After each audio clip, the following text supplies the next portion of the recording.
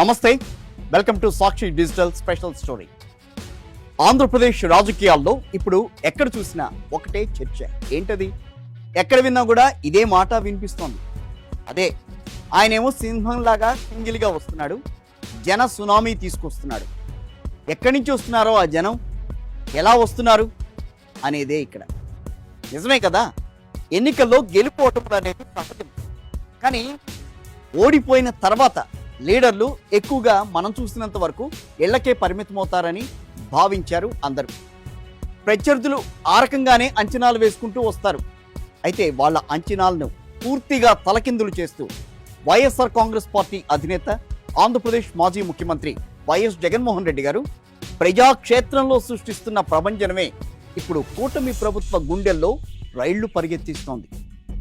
ఓటమి పాలైన నాటి నుంచి నేటి వరకు వైఎస్ జగన్ ఎప్పుడు బయటకొచ్చినా, ఏ జిల్లాలో అడుగు పెట్టినా జన సందోహం అనేది ఇసకేస్తేరాలనంతగా పోటెత్తుతోంది. విమర్శలు చేయటం అనేది ఈజీనే, కానీ అసలు క్షేత్రస్థాయిలో జగన్కున్న మాస్ పల్స్ ఏంటో ఆయన పర్యటనలు చూస్తే అర్థమవుతోంది.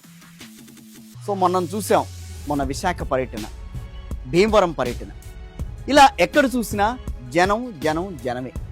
వైఎస్ జగన్ గారు వస్తున్నారు అనంటే అభిమానులను కట్టడి చేయడం అనేది పోలీసుల వల్ల కావడం లేదు. ఈ జన సునామీని చూసి కూటమి నేతల్లో వణుకు మొదలవుతోంది. ముందుగా విశాఖ పర్యటన గురించి మాట్లాడుకుందాం కాసేపు. సముద్రంలో చేపల వేటకు వెళ్లి బోటు గల్లంతైన మత్స్యకార కుటుంబాలను పరామర్శించడానికి, వారికి అండగా నిలబడేందుకు వైఎస్ జగన్మోహన్ రెడ్డి గారు విశాఖపట్నం విమానాశ్రయం దగ్గర వైఎస్ జగన్మోహన్ రెడ్డి గారు ల్యాండ్ అవడమే ఆలస్యం. అక్కడ వాతావరణం అంతా ఒక్కసారిగా మారిపోయింది. వేలాది మందిగా అభిమానులు, మత్స్యకార సోదరులు అంతా ఎయిర్పోర్టుకు పోటెత్తారు. వైఎస్ జగన్మోహన్ రెడ్డి కారు దిగి అడుగు ముందుకు కూడా వేయలేని పరిస్థితి అక్కడ. ప్రత్యర్థులు అనొచ్చు ఈ విషయం మీద, ఇదంతా జన సమీకరణ, డబ్బులిచ్చి తెచ్చుకున్నారు అని. కానీ రాజకీయాల్లో ఒక లాజిక్ అయితే ఉందండి. ఏంటనంటే, డబ్బులిస్తే జనం వస్తారేమో, కానీ గంటల తరబడి మండు టెండను సైతం లెక్క చేయకుండా జగన్ విమానం దిగినప్పటి నుంచి తిరిగి వెళ్లేంత వరకు అదే జోష్తో, అదే ఆరాధనతో నిలబడతారా? ఇది అస్సలు సాధ్యం కాదు. ఎయిర్పోర్ట్ నుంచి జాలర్ల ఇళ్లకు చేరుకోవడానికి వైఎస్ జగన్మోహన్ రెడ్డి గారికి గంటల సమయం పట్టింది అనంటే ఆయనకున్న క్రేజ్ ఏంటో, ఆ ప్రజాభిమానం ఏంటో ప్రత్యర్థులకు కళ్ళకి కట్టినట్టుగా కనిపిస్తోంది. ఇది చూశాకే కూటమి నాయకులకు అసలు సినిమా అర్థమవటం అనేది స్టార్ట్ అయింది. ఇక ఆ తర్వాత భీమవరం నియోజకవర్గంలో వైఎస్ జగన్మోహన్ రెడ్డి గారు పర్యటించారు. సంక్షోభంలో ఉన్న ఆక్వా రైతులకు, రొయ్యల సాగుదారులకు అండగా నిలబడేందుకు ఆయన నేరుగా రంగంలోకి దిగారు. గత కొంతకాలంగా రొయ్యల ఫీడ్ ధరలు పెరిగిపోవడం, మద్దతు ధర అనేది వాళ్ళకి లేకపోవడం, కూటమి ప్రభుత్వం వచ్చిన తర్వాత ఆక్వా రంగం డిమాండ్లను పూర్తిగా గాలి కొదిలేయడంతో రైతులంతా రోడ్డెక్కారు. వారికి సంఘీభావం తెలపడానికి వైఎస్ జగన్మోహన్ రెడ్డి గారు వస్తున్నారు అనంటే భీమవరం నలుమూలల నుంచి రైతాంగం, సామాన్య ప్రజలు కదలొచ్చారు. జగన్ వస్తే చాలు తమ సమస్యలకి ఒక గొంతు దొరుకుతుంది అని, అసెంబ్లీ లోపల ఉన్నా బయట ఉన్న ప్రజల తరపున పోరాడే ఏకైక మొనగాడు వైఎస్ జగన్మోహన్ రెడ్డే అని ప్రజలు బలంగా నమ్ముతున్నారు. భీమవరంలో జగన్ పర్యటన సూపర్ సక్సెస్ అవడమే కాదు, కూటమి ప్రభుత్వానికి కూడా ఒక హెచ్చరికగా మారింది.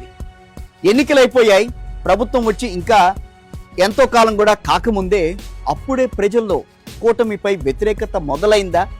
అందుకేనా వైఎస్ జగన్ సభలకు ఇంతలా జనం వెరగబడుతున్నారు అనే ప్రశ్నలకు ఈ పర్యటనే సమాధానం చెబుతోందిగా మనం చూడాలి.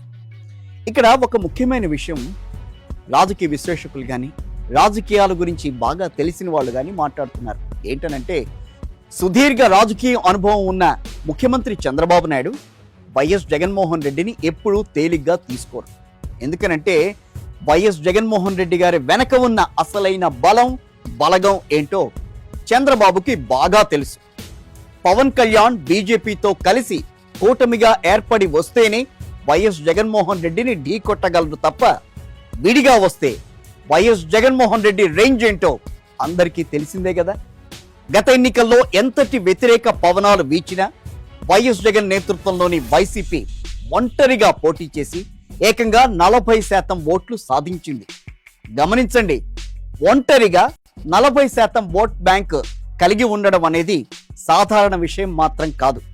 అది ఒక పటిష్టమైన ఇనుప కోట లాంటి ఓట్ బ్యాంక్.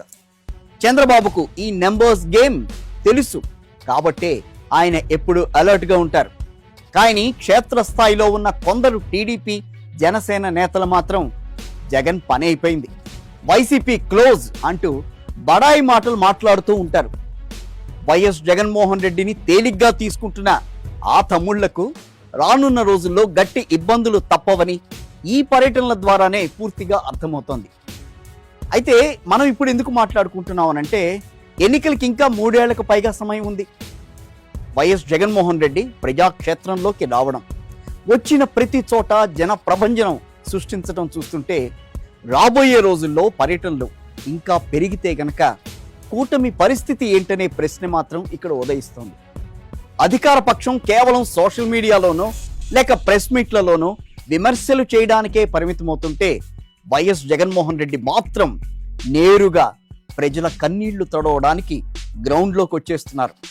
క్షేత్రస్థాయి పరిస్థితులు వైఎస్ జగన్మోహన్ రెడ్డి వైపు మళ్లుతున్నాయని చెప్పడానికి ఈ పర్యటనలే సజీవ సాక్ష్యంగా నిలుస్తున్నాయి.